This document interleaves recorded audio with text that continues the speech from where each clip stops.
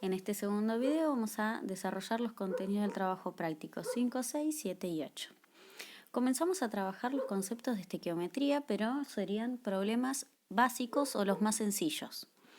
¿Qué vendría a ser la estequiometría? Es la parte de la química que estudia la relación existente entre las cantidades de reactivos y productos que intervienen en una reacción química. ¿Qué significa eso? Es decir, la estequiometría va a estudiar cómo se intercambian o cuáles son los reactivos que se van a combinar, qué cantidad de reactivos se van a combinar para formar una determinada cantidad de productos. Es decir, estudia las cantidades en una reacción química. ¿Por qué va a estudiar las cantidades? Porque nosotros sabemos que muchos productos que obtenemos surgen a partir de una reacción química. Entonces tenemos que saber qué cantidad de reactivos necesitamos para formar una cantidad de producto que queremos obtener. Ahora, cuando hablamos de cantidades tenemos que saber en qué unidades se miden. ¿Cómo voy a medir yo la cantidad en química? Existen distintas unidades. Podemos tener un mol, la masa molar, las partículas y el volumen molar. Cada una de estas unidades van a ser diferentes entre sí y vamos a ir desarrollando de a una. El mol. ¿Qué es un mol? Les parecerá una de las unidades más diferentes a las que venimos trabajando, por ejemplo, en física, como la masa, el volumen. El mol es una unidad específica de química y se usa para incluir o para medir una determinada cantidad de partículas. ¿Por qué usamos el mol en química? Nosotros sabemos que cuando hablamos de las cantidades en una reacción química hacemos referencia a átomos y los átomos son muy pequeños. Entonces, para poder trabajar con valores relativamente grandes, surgió la necesidad de establecer una unidad que incluya a muchas partículas, a muchos átomos, a muchas moléculas. Y de ahí surge el mol. ¿Cuántas partículas hay en un mol? En un mol hay 6,02 por 10 a la 23 partículas.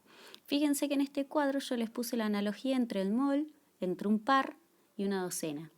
Cuando hablamos de una docena, no importa de qué sea, estamos hablando de 12, es decir, 12 cantidad. Cuando hablamos de un par, estamos hablando de 2, un par de medias, un par de zapatos, estamos incluyendo 2, estamos incluyendo una determinada cantidad. Cuando hablamos de mol también, nada más que mol, es para representar una cantidad importante de partículas, que se utiliza, como ya dije, por la imposibilidad de manejar pequeños valores debido al tamaño diminuto de lo que son los átomos. Si nosotros analizamos la tabla periódica y los valores que me brinda, lo que tenemos que saber es que el valor de la masa de cada uno de los átomos de la tabla periódica no es de un solo átomo. Imagínense que un átomo de nitrógeno pese 14 gramos. Sería ilógico, es algo que no puedo ver y pesa 14 gramos. Lo que pesa 14 gramos es un mol de átomos de nitrógeno. Es decir, yo tengo 6,02 por 10 a la 23 átomos de nitrógeno y son todos esos átomos los que logran pesar 14. Siempre que hablemos de la masa de la tabla, estamos hablando de la masa molar, de la masa de un mol de átomos. Es imposible calcular la masa de un solo átomo. Imagínense 14 dividido por 6,02 por 10 a la 23. ¿Cuál es el valor o cuál es el número de la masa de un solo átomo? Ahora, hablamos de la masa molar porque es la masa que aparece en la tabla. ¿Qué me indica la masa molar? Me indica la cantidad de materia presente. ¿Cómo puedo saber yo o cómo puedo calcular la masa molar? Dependiendo de si yo tengo un átomo o una molécula. La masa molar puede ser la masa de un mol de átomos o la masa de un mol de moléculas. ¿Cuál va a ser la diferencia? La masa de un átomo es la que yo busco en la tabla periódica. La masa de una molécula la tenemos que calcular. ¿Por qué? Porque la molécula se encuentra formada por varios átomos. Entonces yo tengo que sumar la masa de un mol de nitrógeno más la masa de hidrógeno y en este caso, si nosotros analizamos la fórmula química, nos damos cuenta que el átomo de hidrógeno, está presente 3 veces en esa fórmula química. Es por eso que yo a la masa de hidrógeno la tenemos que multiplicar por 3. Eso es lo que nosotros realizamos para acá, o la operación que nosotros realizamos para calcular la masa de una molécula. ¿Qué es lo que necesitamos? Siempre vamos a necesitar la fórmula química, porque me indica cuáles son los átomos que la componen. Y a su vez tengo que usar la masa de cada uno de esos átomos que extraigo de la tabla periódica. Lo importante acá, para calcular la masa de una molécula, es que cada vez que yo cambio de átomo, lo que yo tengo que colocar es una suma. Yo sumo lo del nitrógeno más la masa del hidrógeno. El hidrógeno está 3 veces, por eso lo multiplicamos por 3. Entonces, la masa es una cantidad, mide la cantidad de materia presente y puede ser atómica, que la buscamos directamente en la tabla, o la masa molecular, usamos la tabla y la fórmula química. Ahora, el volumen también lo podemos medir en una reacción química y vamos a estar hablando de un volumen molar. ¿Qué significa? Vendría a ser el espacio que ocupa un mol de sustancia. ¿Qué es un mol? El espacio que ocupan 6,02 por 10 a la 23 partículas. Se dice que el espacio que ocupa una sustancia gaseosa en condiciones normales de presión y temperatura, es decir, a una presión de una atmósfera y 0 grados centígrados, es 22,4 litros. Entonces, nosotros siempre vamos a considerar que las sustancias están en esa condición normal de presión y temperatura. Ahora el cuadrito vamos a analizarlo. Un mol de hidrógeno son 22,4 litros. Un mol de agua son 22,4 litros. No importa si la sustancia es un átomo o una molécula. El volumen siempre va a depender si es un mol o no.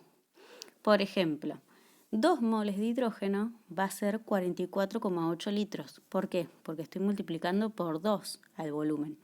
Entonces, siempre el volumen depende de los moles que yo tenga de la sustancia, no depende de su fórmula química. Y por último, vamos a hablar de la cantidad de partículas. Ya sabemos que en un mol hay 6,02 por 10 a la 23 partículas, eso es por definición. ¿Qué pasa si yo tengo más de un mol? Va a pasar lo mismo que con el volumen. Lo vamos a tener que multiplicar. ¿A qué? 2 por la cantidad de partículas que hay en un mol, que es 6,02 por 10 a la 23. Ahora, todo esto lo vimos, ¿por qué? Porque estábamos analizando cuáles son las unidades en las que se puede medir la cantidad de sustancia en química. ¿Cuáles eran? Mol, masa molar, volumen molar y partículas. ¿Por qué tenemos que tener en cuenta esas 4 unidades? Porque nosotros vamos a estudiar reacciones químicas y vamos a analizar las cantidades de cada uno de los componentes de una reacción. Si nosotros analizamos este cuadro, nos muestra la ecuación química, que está balanceada, garantizando el principio de conservación de la masa, y empezamos por la primera característica que podemos decir de una ecuación. Podemos identificar cuáles son los reactivos y cuáles son los productos, es decir, podemos clasificar a los componentes de una reacción. Reactivos son las sustancias iniciales, productos son las sustancias finales. En este caso es una sola. Podemos indicar cuáles son los moles que van a participar en cada una de la reacción. ¿Cuáles vendrían a ser los moles? Los moles siempre son los números que aparecen delante de la ecuación química, es decir, los coeficientes estequiométricos. ¿Qué pasa en el caso, por ejemplo, del nitrógeno, que no aparece ningún valor? Cuando no aparece ningún valor, consideramos que el mol es 1. Entonces tenemos un mol de nitrógeno, 3 de hidrógeno, 2 de amoníaco. Ahora vamos a la masa molar. Si miramos, todas son moléculas. ¿Por qué? Porque no hay un átomo solo, sino que hay un conjunto de átomos. Para calcular la masa molar, siempre vamos a tener que multiplicar la cantidad de moles. Buscar cuánto pesa el nitrógeno en la tabla. Y como el nitrógeno está 2 veces, lo vamos a multiplicar por 2. Fíjense que yo la masa de este compuesto lo puse entre paréntesis. Siempre vamos a multiplicar los moles y todo el compuesto lo vamos a colocar entre paréntesis. En el caso del hidrógeno, fíjense que como tiene 3 moles, multiplicamos por 3, la masa del hidrógeno es 1, y como está 2 veces, lo multiplicamos por 2. El amoníaco, 2 moles, la masa del nitrógeno, la masa del hidrógeno multiplicada por 3 y me da la masa total. Recuerden que cuando cambiamos de átomo colocamos una suma, es decir, vamos a ir sumando la masa que aporta cada uno de los átomos. El volumen, dijimos que no depende de la fórmula química, solamente depende de la cantidad de moles. Entonces, ¿cómo lo vamos a calcular? Multiplicamos el coeficiente estequiométrico, es decir, la cantidad de moles, por 22,4. Siempre vamos a hacer lo mismo, la cantidad de moles por 22,4, la cantidad de moles por 22,4. Y por último, en las partículas va a ocurrir exactamente lo mismo. Vamos a tener que multiplicar la cantidad de moles por el valor 6,02 por 10 a la 23. En este caso hay 3 moles y en este caso hay 2. Solamente la fórmula química depende en la masa. ¿Y cuándo va a depender de la fórmula química? Cuando hablemos de una molécula. En todas las reacciones van a participar moléculas, son muy pocas las que participan los átomos solos. Ahora, si tenemos que hacer una serie de pasos para poder resolver un problema de estequiometría básica, ¿cuáles son las cuestiones que yo no me tengo que olvidar? Primero, la ecuación química sí o sí tiene que estar balanceada, sí o sí se tiene que garantizar el principio de conservación de masa. Después tengo que extraer la información que me proporciona la ecuación. ¿Cuál vendría a ser la información? La información es todo lo que nosotros pudimos extraer en este cuadro. ¿Cuáles son los reactivos de los productos? ¿Cuántos moles hay de cada una de las sustancias? ¿Cuál es la masa molar? El volumen molar y partículas de cada una de las sustancias. Identificar cuál es el dato y cuál es la incógnita. Seleccionar la información, calcular la incógnita y como final responder la pregunta del problema. Ese último paso generalmente se lo olvidan, pero no tienen que irse de foco del objetivo de realizar todos los cálculos. Nuestro objetivo es poder dar respuesta a una situación problemática o una pregunta. Vamos a ver esta serie de pasos en un ejemplo. Tenemos nuestro ejemplo, ¿sí? Se desea preparar amoníaco. Todo el ejemplo que tenemos ahí escrito, lo primero que teníamos que tener es la ecuación química balanceada. Está balanceada. Segundo, tenemos que sacar toda la información. Sacamos toda la información de la ecuación. Tercero, dice que tenemos que identificar la incógnita y el dato. Fíjense que la incógnita yo la marqué con violeta y el dato, que es el valor que me da el problema, lo marcamos con rojo. A mí me preguntan, ¿cuál es el volumen de amoníaco que se formará? Eso es lo que yo tengo que averiguar, el volumen de amoníaco. ¿Y qué dato tengo? ¿Cuánto reactivo tengo? Tengo 8,5 moles de hidrógeno. Entonces, una vez que identificamos el dato y la incógnita, vamos a la ecuación y empezamos a seleccionar la información. ¿Por qué? Nosotros sabemos que tenemos este dato y esta incógnita. Entonces, de toda la información que me proporciona la ecuación, yo tengo que seleccionar dos valores. ¿Cuáles voy a seleccionar? Primero tengo que focalizarme en el dato, es el hidrógeno. Vamos a tener que seleccionar un dato del hidrógeno. Y ahora me tengo que focalizar en la unidad, me habla de moles. Entonces lo que yo voy a seleccionar son los moles. Vamos a la incógnita. Tengo que seleccionar un dato de la incógnita. Como me habla de volumen, voy a tener que seleccionar el volumen. De todos los datos que nosotros tenemos, solamente seleccionamos los moles y el volumen. ¿Por qué? Porque el dato es de hidrógeno y está en moles, y la incógnita es de amoníaco y está en volumen. Una vez que nosotros seleccionamos todos los valores, vamos a plantear la regla de proporcionalidades. Siempre en la parte de arriba, a ver si podemos dejar esto acá arriba, ¿sí?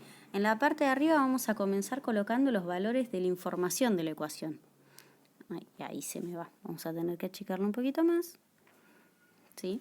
Ahora, en la parte de arriba vamos a colocar los valores de la información. 3 moles, 44,8 litros. ¿Por qué moles? Dijimos porque el dato estaba en moles. Y abajo anoto la incógnita, el dato y la incógnita.